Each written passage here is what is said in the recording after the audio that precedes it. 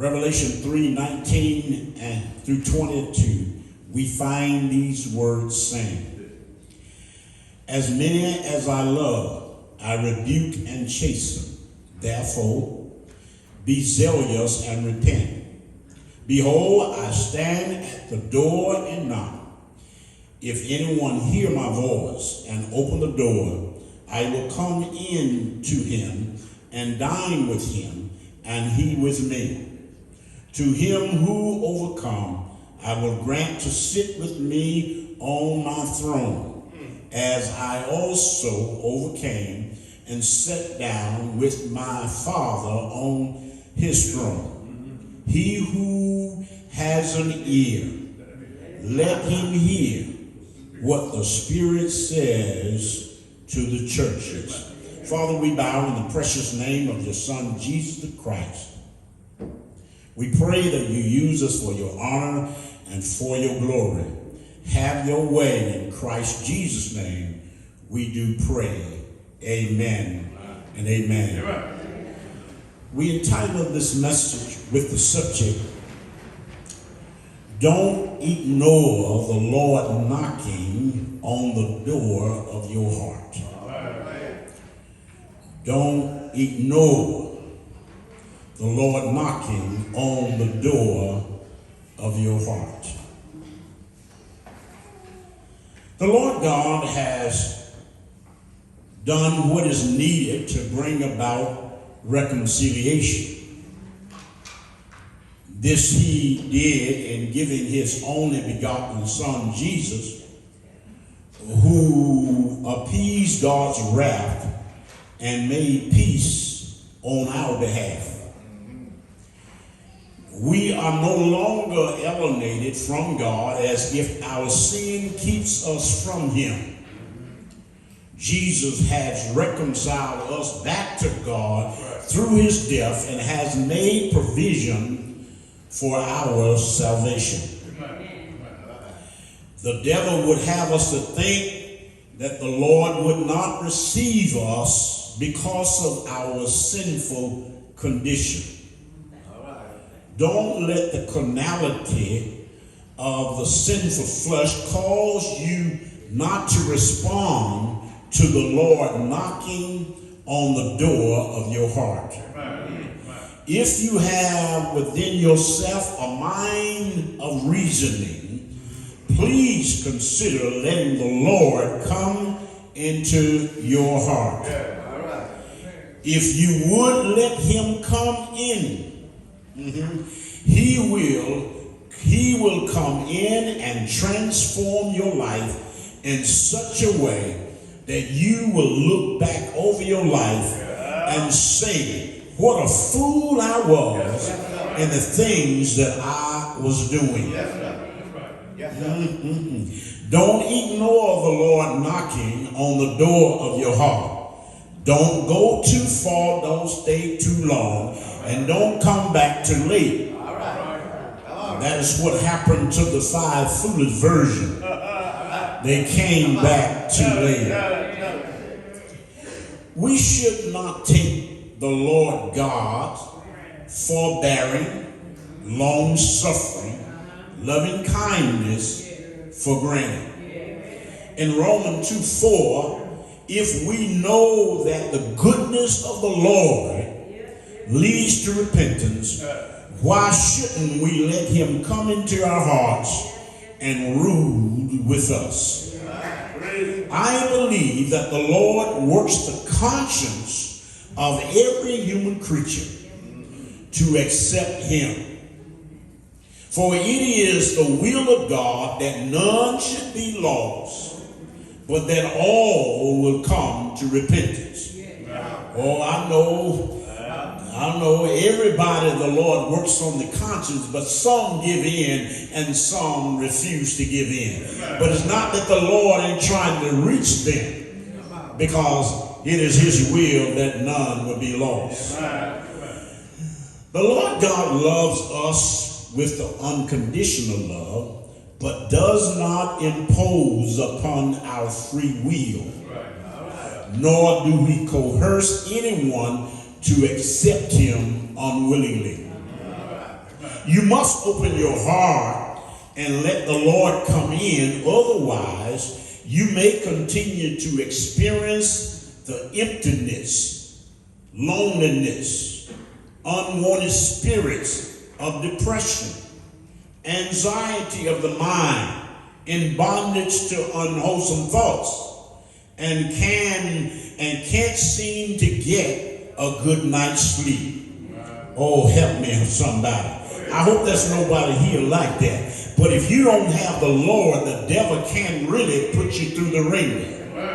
Sometime in the feeling of being absent from the Spirit of God, the devil can torment you in your psychosis of your mind and have you thinking the worst of everything that is about to happen in your life. In the gospel of Jesus Christ, Romans 10:13 says that it says that we preach that whosoever call upon the name of the Lord shall be saved. And if you feel right now that you can't get a good night's sleep, or you're going through some drama or some things happening in your life, you need to call on the name of the Lord and let him come into your heart. And you will be glad you did. There is nothing like having the peace of God that surpasses all understanding. And he will guard your heart and mind through Jesus Christ. Philippians 4:7. The human soul, my brothers and sisters, I want you to understand, the human soul longs for peace and tranquility that only the Spirit of Christ can give. Amen. Amen. Amen. Only the Spirit of Christ can give. Some of you all are witness to how miserable your life was until you gave your heart to Jesus.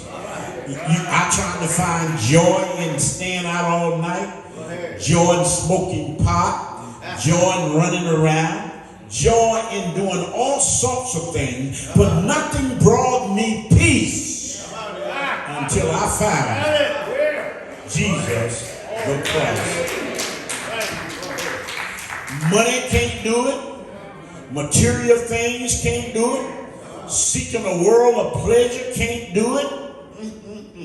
Lord, every human soul longs for its creator, and apart from the Lord Jesus Christ, his Holy Spirit, life can be worthless. Amen. But thanks be to God, Jesus lived. And because he lives, I can face tomorrow. Because he lived, all the fear is gone. I know who holds the future. Christ in my life. He is my future and my hope. Life is worth living because I know he lives. He lives. I don't know about you, but he lives in me. Hallelujah. Don't ignore the Lord knocking on the door of your heart. He wants to do you good and no harm. He wants to bless your going out and your coming in, your uprising and your laying down. The Lord wants to bless you in such a way that if you love him, there is no good thing the Lord withholds from those who walk upright. Oh, I wish I had somebody here to know you got some blessing because you walking upright. Help me, Holy Ghost. My brothers and sisters, as we see so much hatred, killing, wickedness, disastrous event, fire burning out of control, death and destruction, we may want the Lord to speed up the day of judgment and come quickly. But nevertheless, the Lord is long-suffering and forbearing and tolerating with human weakness. Oh, I don't think sometimes we as believers understand. Yeah, we're saved, but he ain't trying to shut the door on those that are lost just because you ready to go. No, he's long-suffering. Some of us may feel like Jeremiah. We want God to come quickly and put an end to the wickedness in this world. Jeremiah called God into question, said, Lord, how long? How long shall the righteous suffer at the hands of the wicked? How long shall the wicked go on prospering and living a long life and robbing the needy? How long shall we look at injustice and the lost seem to be paralyzed?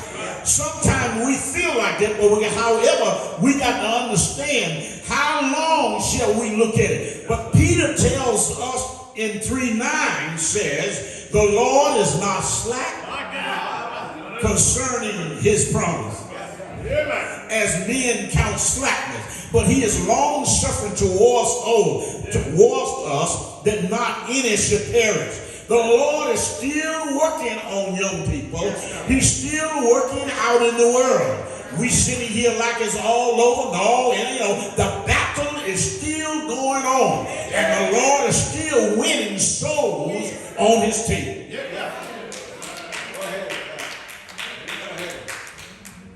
Thank God for Jesus demonstrating the dispensation of God, divine grace and favor.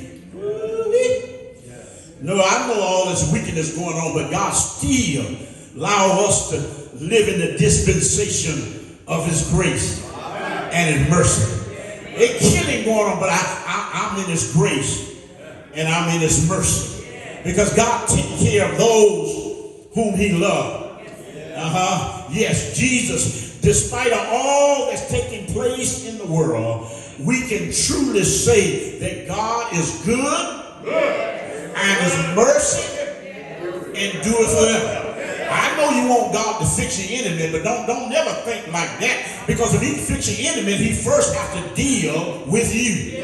So the best thing to do is just love your enemy, because God grant you grace and mercy.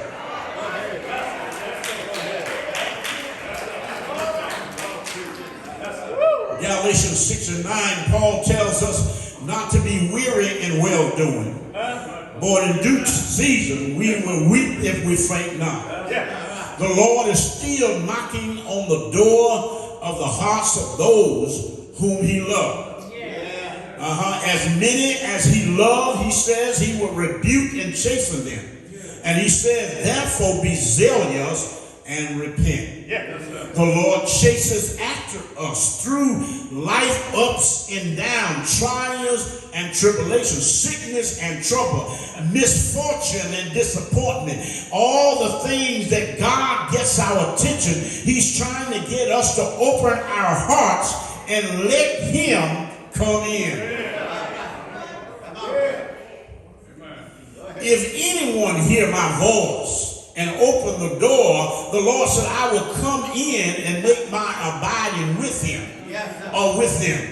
And there is nothing no greater than having the peace of mind of knowing the Lord Jesus Christ has given you the victory. Amen. Open up your heart and let Christ come in, and you will be glad in the end. Oh, yes, my brothers and sisters. Because in the end, he will crown you. The Lord had John, the Revelator, to write to the 7 churches of Asia. Another Revelation 1:11. And namely of the churches was Ephesus, Smyrna, Pergamos, Thyatira, Sardis, Philadelphia, and Laodicea, in which he wants to inform them of his concern for his church. Amen. Amen. Amen. Amen. He wants to inform his church, that our shortcomings. The church we chose to preach about today is Laodicea. Laodicean church was found to be complacent. They were laid back in self-righteousness. They took pride in their own accomplishment and was described as being lukewarm. The location of Laodicean church helps us to define the nature and character of the people, being complacent as they were being described as lukewarm. Laodiceans was the richest and was wealthy of the seven city, known for his banking industry, manufacture of wool, and medicine school that produced eye salve. Under the Roman, the city had considerable importance, but they always had a problem with their water supply.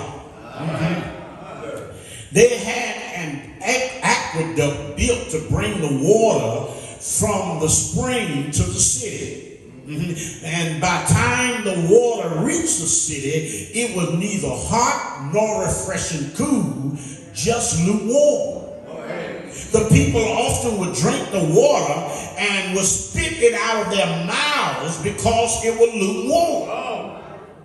So it was with their attitude toward God, they was lukewarm. They had become like the water they so despised to drink.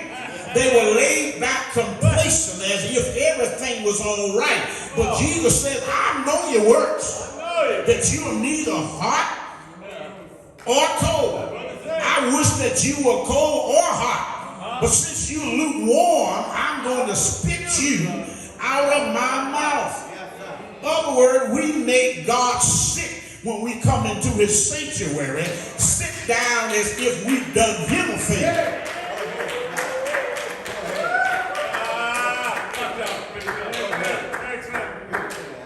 My brothers and sisters, being lukewarm is a state of complacency in the spirit of Christ in doing nothing to further the kingdom of God.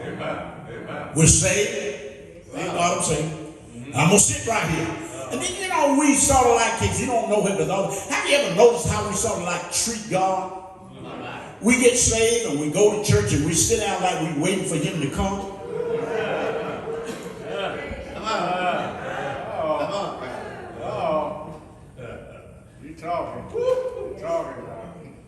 He said, come making a joyful noise. And we said, Lord, I'm just going to get up in here the best way I can.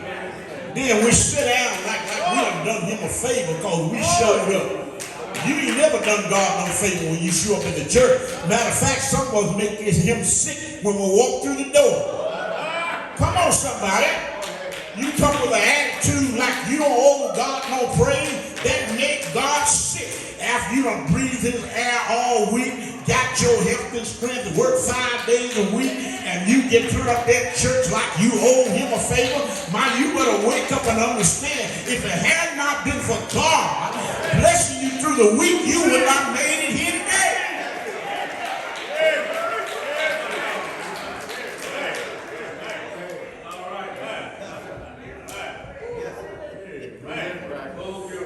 Complacency seems to be a common trait among modern day believers who are reluctant to go out and witness to others. We say, but we don't bother to give what we are trying to give somebody else what we have or what we think we know. We're too busy trying to look like the world and act like the world and rather to try to make a change in the world.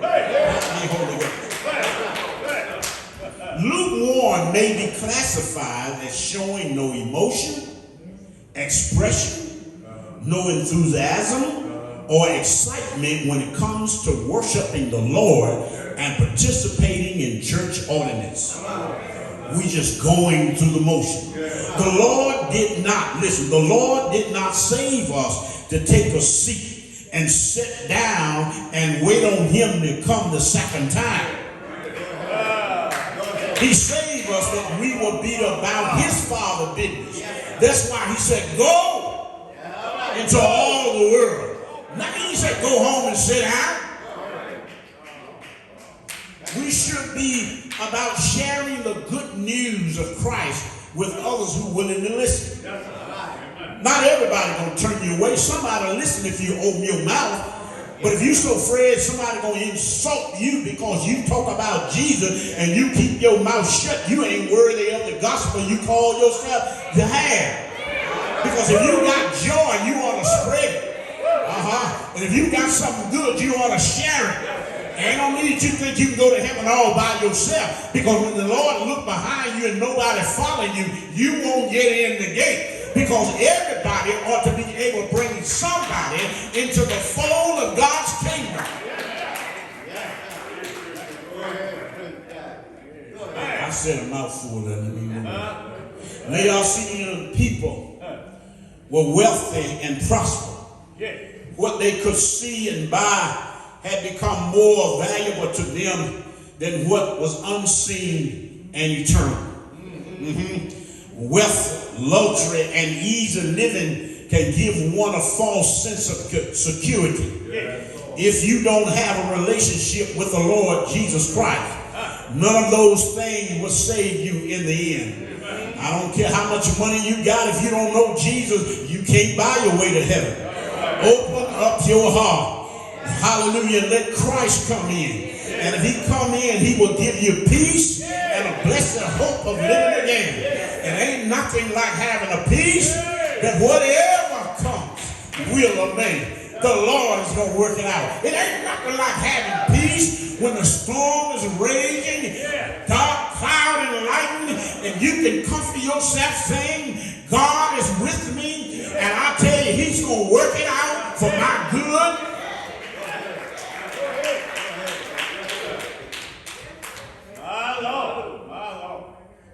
The text says, as many as I love, I rebuke and chasten, therefore be zealous and repent. Can you hear him knocking to urge you to step out a little further?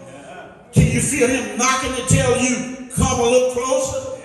You feel like you got what you need and don't need nothing else, and he's trying to press and stir in your life to get you off your easy seat, to get you involved in doing what he wants you to do. Do you hear him knocking?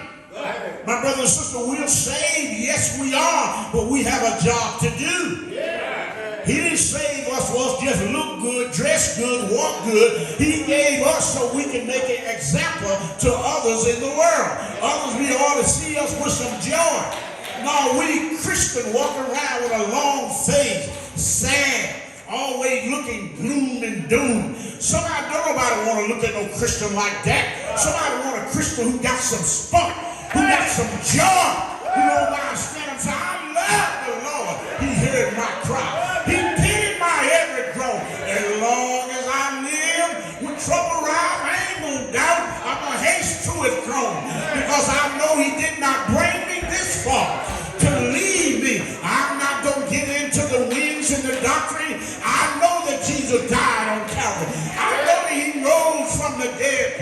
I do believe he's gonna raise me up, and one day I'm gonna live with him.